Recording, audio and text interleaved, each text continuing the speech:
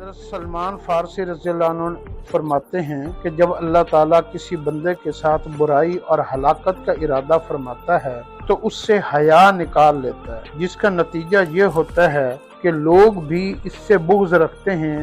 اور وہ بھی لوگوں سے بغض رکھتا ہے۔ وہ ایسا ہو جاتا ہے تو پھر اس سے رحم کرنے اور ترس کھانے کی صفت نکال دی جاتی ہے، جس کا نتیجہ یہ ہے کہ وہ بد اخلاق، اکھڑ طبیعت اور سخت جان اور سخت دل ہو جاتا ہے۔ جب وہ ایسا ہو جاتا ہے تو اس سے امانت داری کی صفت چھین لی جاتی ہے، جس کا نتیجہ یہ ہے کہ وہ لوگوں سے خیانت کرتا ہے اور لوگ بھی اس سے خیانت کرتے ہیں۔ جب وہ ایسا کرتا ہے تو اسلام کا پٹا اس کی گردن سے اتار لیا جاتا ہے، پھر اللہ اور اس کی مخلوق بھی اس پر لعنت کرتی ہے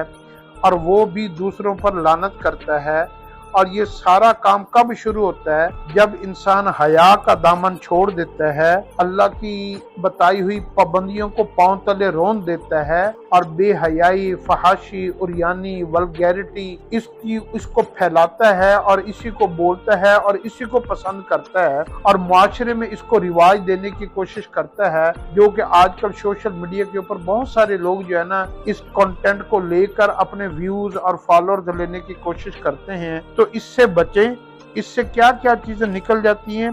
اس سے ایمان لے لیا جاتا ہے، اللہ جو ہے اس سے اپنی جو ہے نا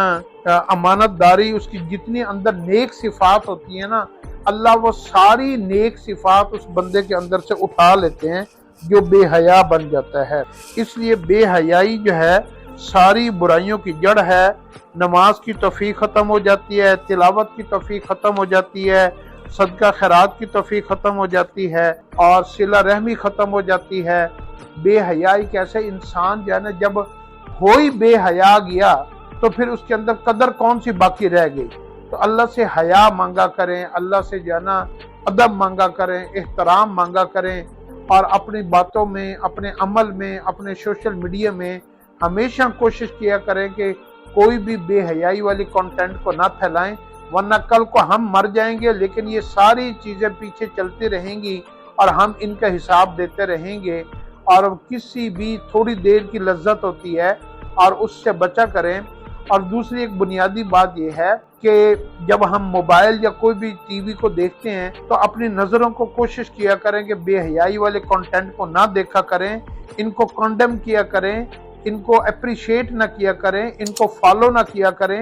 ان کو جو ہے نا ہیرو نہ بنایا کریں، ورنہ بے حیائی پھیلانے والا بھی اتنا مجرم ہے اور ان کو ہیرو بنانے والے بھی اتنے ہی بڑے مجرم ہیں۔